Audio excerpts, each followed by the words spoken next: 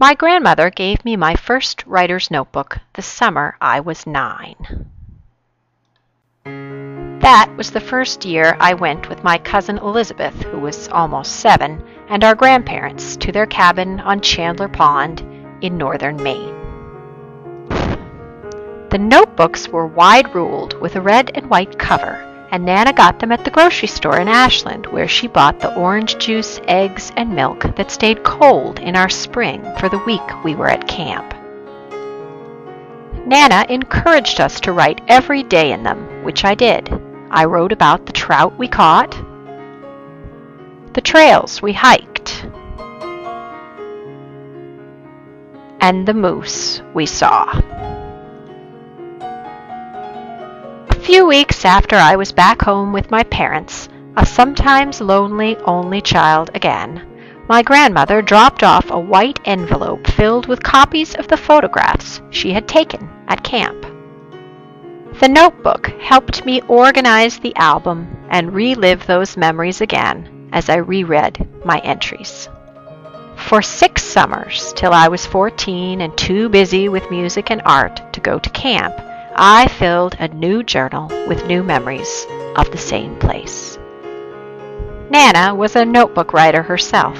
For many years she logged the weather and any animals she and my grandfather spotted in the fields behind their house. After his death, however, her entries changed. She began to write down many details about what she ate, who visited her, how long they stayed, what she watched on TV, and more.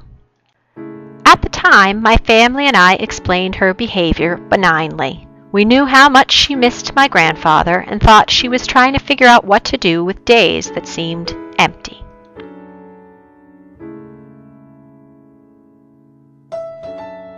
Alzheimer's disease is an incurable, degenerative, and terminal disease of the brain that affects 5.3 million Americans.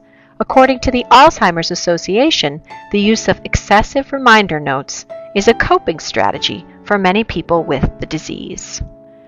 My grandmother is in what experts call the moderate or mid-stage of the disease progression, where major gaps in memory emerge and the patient requires assistance with day-to-day activities. Although Nana cannot remember my children's names or my husband's, she remembers me, though not always that I am grown up. No longer that little girl in the life jacket who kept a tally of the fish she caught on the inside cover of her notebook.